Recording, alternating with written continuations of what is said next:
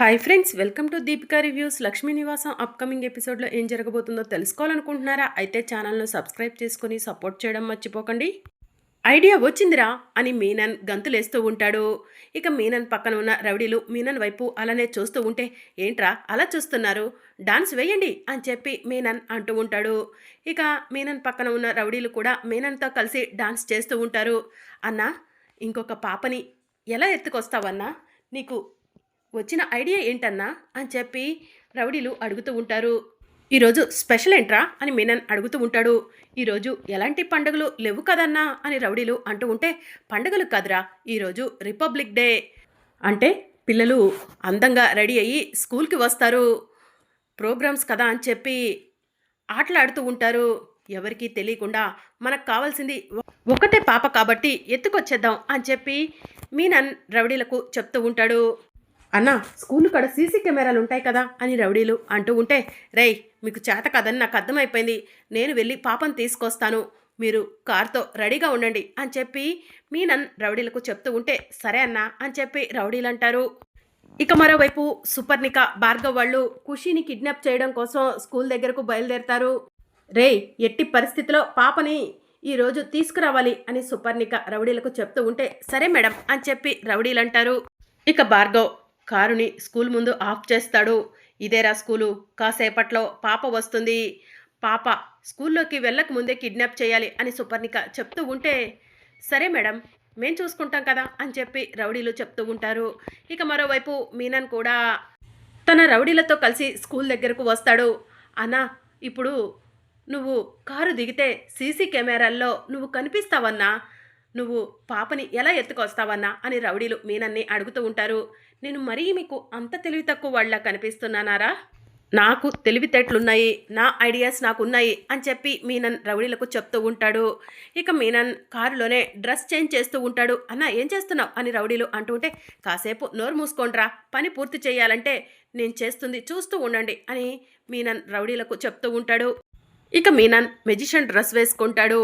అన్న, జోకర్లాగా తయారైవేంటి అని రౌడీలు అడుగుతూ ఉంటే, రేయ్ నేను నీకు జోకర్లా కనిపిస్తున్నానారా అని చెప్పి మీనన్ రౌడీ చంపపై లాగిపెట్టి ఒక్కటిస్తాడు.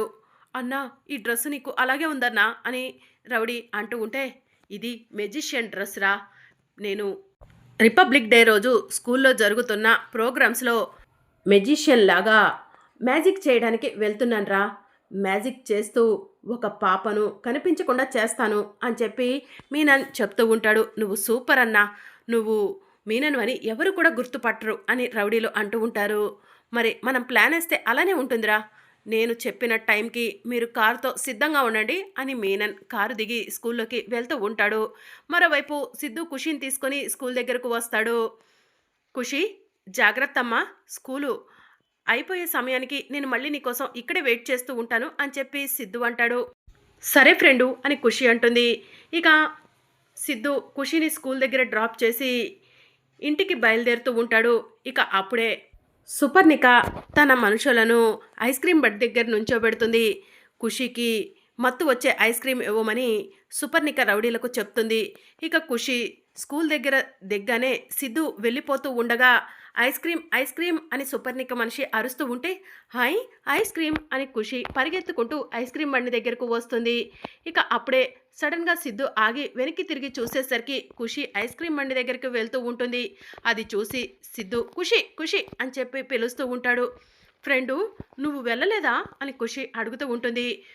నిన్ను స్కూల్లోకి వెళ్ళమంటే నువ్వు ఐస్ క్రీమ్ కోసం వస్తున్నావేంటి అని సిద్ధు అంటాడు. ఫ్రెండు, ఒకే ఒక్క ఐస్ క్రీమ్ అని ఖుషి అంటూ ఉంటే, ఐస్ క్రీమ్ వద్దు ఖుషి, నీకు ఐస్ క్రీమ్ తింటే జలుబు చేస్తుంది కదా, నీకు ఏమైనా అయితే తులసి బాధపడుతుంది, అవునా కాదా అని సిద్ధు అంటూ ఉంటే, అవును ఫ్రెండు అని ఖుషి చెప్తుంది. అందుకే ఐస్ క్రీమ్ వద్దు, నీకు కావాలంటే బోలెడని చాక్లెట్స్ తీసుకొస్తాను, ఈవినింగ్ స్కూల్లోకి వెళ్ళమ్మా అని చెప్పి సిద్ధు అంటాడు. సరే ఫ్రెండు వెళ్తాను, ఫ్రెండు ఒక హెల్ప్ చేస్తావా అని ఖుషి అడుగుతూ ఉంటే, ఏంటి అని సిద్ధు అడుగుతూ ఉంటాడు. ఈరోజు రిపబ్లిక్ డే కదా, స్కూల్లో ప్రోగ్రామ్స్ జరుగుతున్నాయి, నేను కూడా కాంపిటీషన్లో పార్టిసిపేట్ చేస్తున్నాను, నా ప్రోగ్రాం అయిపోయే వరకు నువ్వు కూడా స్కూల్కి రా ఫ్రెండు అని ఖుషి అడుగుతూ ఉంటుంది.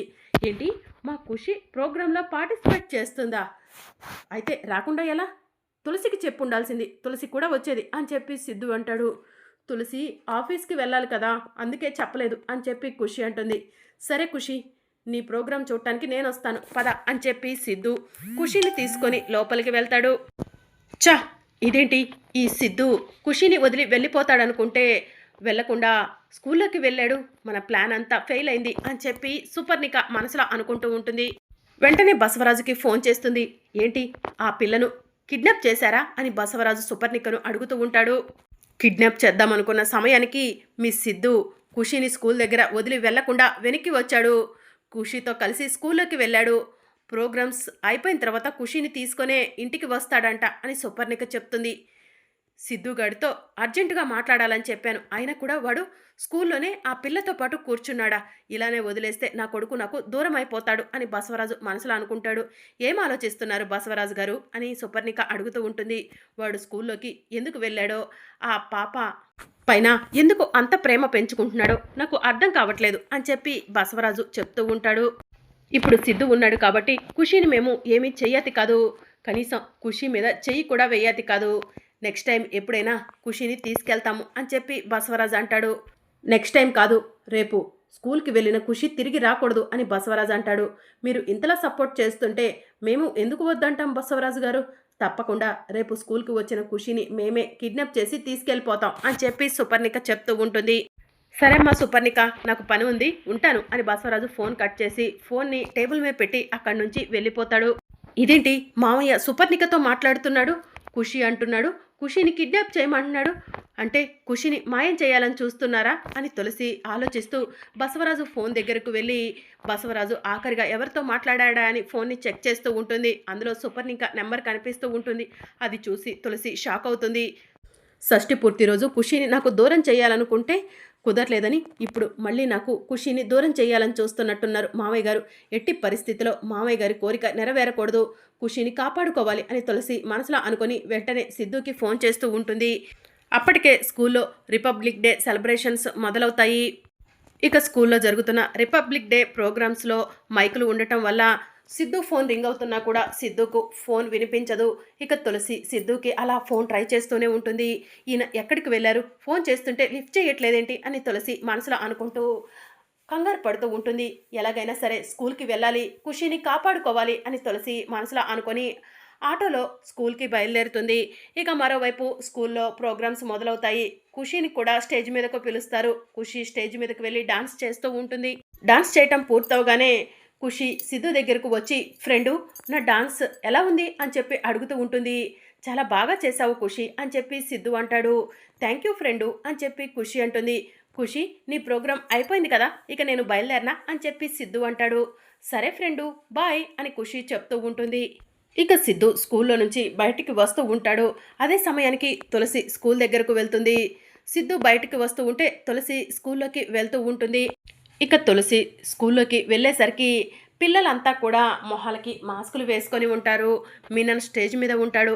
అబ్రక దబ్రా దబ్రక అబ్రా, నేను వేస్తున్న లైటు ఎవరి మీద పడుతుందో వాళ్ళు స్టేజ్ మీదకి రావాలి, వాళ్ళను మాయం చేసేస్తాను అని మీనన్ చెప్తూ ఉంటే ఇక పిల్లలంతా కూడా చాలా ఆతృతగా సరే సరే అని చెప్పి అంటూ ఉంటారు. ఇక దాంతో మీనన్ తన దగ్గర ఉన్న టార్చ్ని అటు ఇటు చూపిస్తూ ఉంటాడు.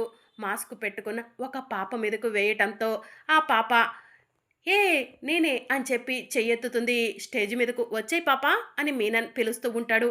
ఆ పాప ఎవరో కాదు, ఖుషి. ఇక ఖుషి స్టేజ్ మీదకు వెళ్తుంది. మీరందరూ ఎంతగానో ఎదురు చూస్తున్న ఈ పాపను కాసేపట్లో మాయం చేయబోతున్నాను. మళ్ళీ కాసేపటి తర్వాత ఈ పాప మీ కళ్ళ ముందే మీ కుర్చీలో కూర్చొని ఉంటుంది అని చెప్పి మీనన్ చెప్తూ ఉంటాడు. దాంతో పిల్లలంతా కూడా ఆతృతగా ఎదురు చూస్తూ ఉంటే సడన్గా మీనన్ లైట్స్ ఆఫ్ అయ్యేలా చేస్తాడు. ఇక లైట్స్ ఆఫ్ అవ్వటంతో మీనన్ ఖుషిని ఎత్తుకొని స్కూల్లో నుంచి బయటికి వస్తూ ఉంటాడు. ఇక తులసి స్కూల్లోకి వెళ్ళి ఖుషి కోసం వెతుకుతూ ఉంటుంది. ఖుషి ఎక్కడా కనిపించకపోవడంతో కంగారు పడుతూ ఉంటుంది. ఇక తులసి స్టేజ్ మీదకు వెళ్ళి ఖుషి ఎక్కడున్నావు అని చెప్పి గట్టిగా అరుస్తుంది. ఖుషినే ఇప్పుడు మెజిషియన్ మాయం చేశాడు, కాసేపట్లో మళ్ళీ ఖుషి కుర్చీలో కూర్చుంటుందని మెజిషియన్ చెప్పాడు అని చెప్పి పిల్లలంతా కూడా చెప్తూ ఉంటారు. ఖుషి ఏమైపోయావు ఖుషి, ఎక్కడికి వెళ్ళావు ఖుషి అని చెప్పి తులసి స్టేజ్ మీదే ఏడుస్తూ ఉంటుంది. ఇంకా స్టేజ్ మీదకు అందరూ కూడా పరిగెత్తుకుంటూ తులసి దగ్గరికి స్కూల్ వాళ్ళు వస్తూ ఉంటారు. నా ఖుషి అని తులసి అంటూ ఉంటే, సారీ మేడం, ఏదో పొరపాటు జరిగినట్టుంది. మెజిషియన్ అనుకున్నాము. కానీ అతను పాపను తీసుకొని ఎటో వెళ్ళిపోయినట్టున్నాడు. మా ప్రయత్నం మేం చేసి మీ పాప ఎక్కడ ఉన్నా కూడా వెతికి పట్టుకుంటాం అని స్కూల్ వాళ్ళు చెప్తూ ఉంటారు. ఇక తులసి కోపంగా ఇదంతా చేసింది ఎవరో నాకు తెలుసు. నా ఖుషిని ఎలా నా దగ్గరికి తెచ్చుకోవాలో నాకు తెలుసు అని చెప్పి కోపంగా స్కూల్ నుంచి బయలుదేరుతుంది. ఇక మరోవైపు సిద్ధు ఇంటికి వెళ్తాడు. తులసి ఏంటి ఇన్నిసార్లు ఫోన్ చేసింది అని మనసులో అనుకొని తులసి తులసి అని చెప్పి పిలుస్తూ ఉంటాడు. తులసి పలకకపోవడంతో తిరిగి తులసికి ఫోన్ చేస్తూ ఉంటాడు. తులసి ఫోన్ లిఫ్ట్ చేయకపోవడంతో సిద్ధు చా ఎన్నిసార్లు ఫోన్ చేసినా తులసి ఫోన్ లిఫ్ట్ చేయట్లేదేంటి అని చెప్పి మనసులో అనుకుంటూ ఉంటాడు. ఏమైందిరా సిద్ధు అని చెప్పి విశాలాక్షి అడుగుతూ ఉంటుంది. తులసి ఫోన్ చేసింది. నేను స్కూల్లో ఉండటం వల్ల నాకు ఫోన్ వినిపించలేదు, ఫోన్ లిఫ్ట్ చేయలేదు. ఇప్పుడు తులసికి చేస్తుంటే తులసి ఫోన్ లిఫ్ట్ చేయట్లేదు అని చెప్పి సిద్ధు చెప్తూ ఉంటాడు. ఎక్కడికో వెళ్ళుంటుందిలేరా, వస్తుందిలే అని బసవరాజు అంటూ ఉంటాడు. ఇక సిద్ధు బాధపడుతూ ఉంటాడు. అప్పుడే ఇంటి ముందు పోలీస్ కారు వచ్చి ఆగుతుంది. ఇదేంటి పోలీస్ జీప్ మన ఇంటి ముందు ఆగింది అని చెప్పి సిద్ధు బయటికి వచ్చి చూసేసరికి తులసి పోలీసులతో వస్తూ ఉంటుంది. తులసి ఏమైంది అని సిద్ధు అడుగుతూ ఉంటాడు. బసవరాజు గారు యు ఆర్ అండర్ అరెస్ట్ అని చెప్పి పోలీసులు అంటారు.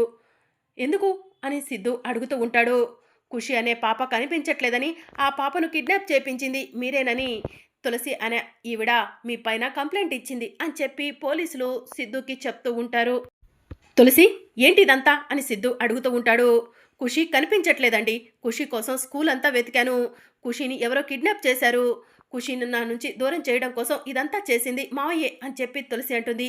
తులసి పిచ్చి పట్టిందా ఏంటి నీకు అని చెప్పి సిద్ధు అంటాడు.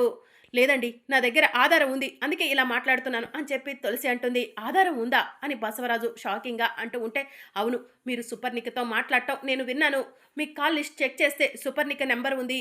మీరు సుపర్ణికతో ఫోన్లో మాట్లాడి ఖుషిని కిడ్నాప్ చేయమనటం నేను అంతా విన్నాను అని చెప్పి తులసి అంటుంది. తులసి పిచ్చి పిచ్చిగా మాట్లాడుకో అని చెప్పి సిద్ధు అంటాడు. ఏంటండి నేను మాట్లాడుతుంది మీకు తప్పుగా అనిపిస్తుందా? సాక్ష్యం ఆధారం ఉందని చెప్తున్నాను కదా. కావాలంటే నా మాట పైన మీకు నమ్మకం లేకపోతే మామయ్య గారి ఫోన్ని చెక్ చేయండి అని చెప్పి తులసి అంటుంది. బసవరాజు గారు మీ ఫోన్ ఇలా ఇవ్వండి అని చెప్పి పోలీసులు బసవరాజు ఫోన్ తీసుకుంటారు.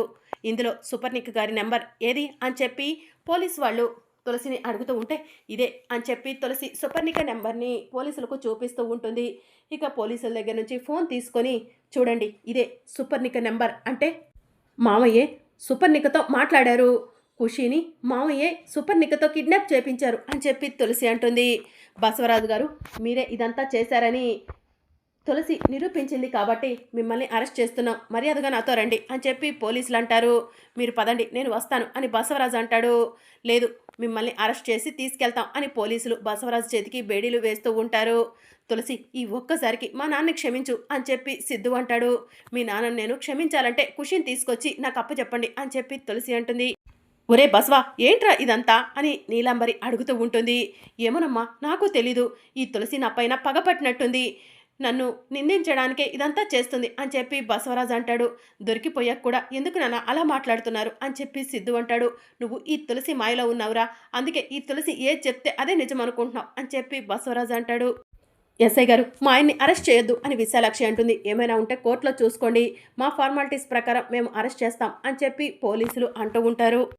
తులసి ఖుషి ఎక్కడుందో నేను తెలుసుకుంటాను, ఈ ఒక్కసారికి నాన్ని వదిలిపెట్టమని చెప్పు తులసి అని చెప్పి సిద్ధు అంటాడు. ముందు ఖుషిని తీసుకొచ్చి నా కళ్ళ ముందు నుంచోబెట్టండి, అప్పుడే నేను పెట్టిన కేసు వాపస్ తీసుకుంటాను అని చెప్పి తులసి అంటుంది. ప్లీజ్ తులసి ఎందుకు చెప్తున్నాను విను అని చెప్పి సిద్ధు తులసి చేతులు పట్టుకొని బ్రతిమలాడుతూ ఉంటాడు. మరి అప్కమింగ్ ఎపిసోడ్లో ఏం జరగనుందో తెలుసుకోవాలనుకుంటున్నారా? అయితే ఛానల్ను సబ్స్క్రైబ్ చేసుకొని సపోర్ట్ చేయడం మర్చిపోకండి. Thank you for watching.